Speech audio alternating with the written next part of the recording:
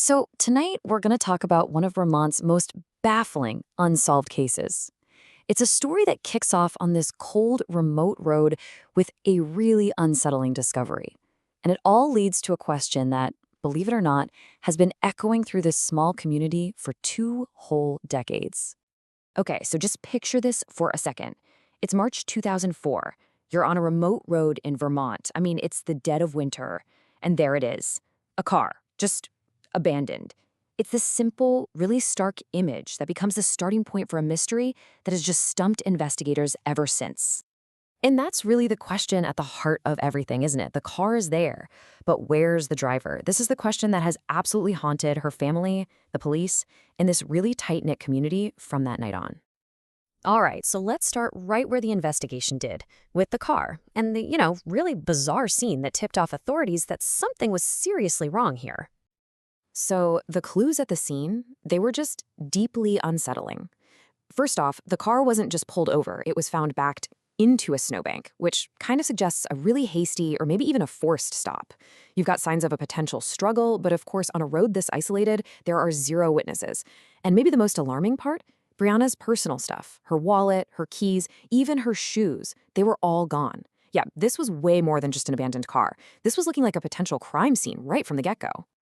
But to really understand the weight of a case like this, we've got to know the person at the center of it all. So let's talk about who Brianna Maitland really was. So this is her. This is the young woman who just vanished.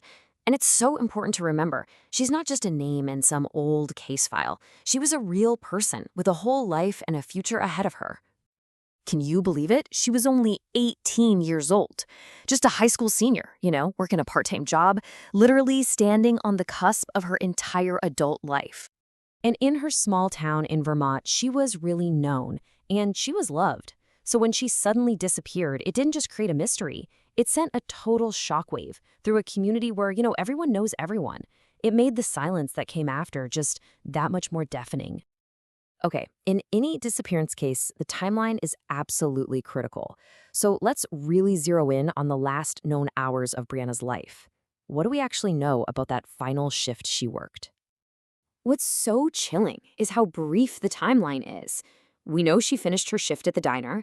We've got surveillance footage confirming she left by herself right around 11:30 at night. And then just a little while later, her car is found abandoned, only a few miles from her job. That incredibly narrow window of time, that's all investigators had to work with. That's it. So, with the scene set and the timeline figured out, the official investigation got underway. But honestly, right from the start, this was a case defined not by the evidence they had, but by these huge, gaping holes in the story. And this, right here, this is the core puzzle for the investigators. Look, on one hand, they had a few solid facts. They knew where the car was, they saw signs of a struggle, and they knew for sure she left work alone. But then you look at the missing pieces, and it's just overwhelming. Brianna herself, gone. Witnesses, none. Her wallet, her keys, vanished. It's this frustrating lack of evidence that would end up defining this case for years and years. So officially, police treated this as a probable abduction. I mean, based on the clues they had, it was really the most logical conclusion, right? But here's the problem. With no witnesses and no real solid forensic evidence, the investigation pretty much hit a brick wall almost immediately. It left the authorities with just frustratingly few leads to go on. Well, as days turned into years and then years turned into decades, that huge void left by the lack of answers, it started to fill up with speculation. When you don't have facts, theories, well, they start to take root. And over the years, so many theories have been explored. Could it have been foul play by someone she knew? Was it a tragic random act of violence by a stranger? Some people have even tried to connect it to other unsolved crimes in the region. But, and this is so important, we have to remember that without any real evidence, all of these are just that, unconfirmed speculation. And you know what? This is the real reason this mystery has lasted so long. There is not one single theory that perfectly fits with all the known facts of the case.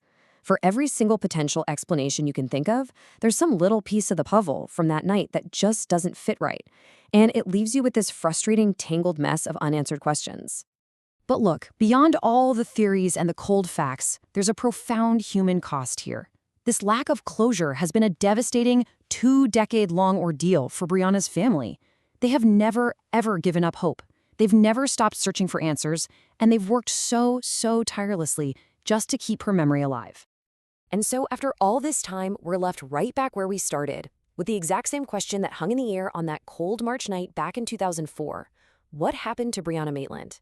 It is a question that, for now, still has no answer, just an echo through the quiet woods of Vermont.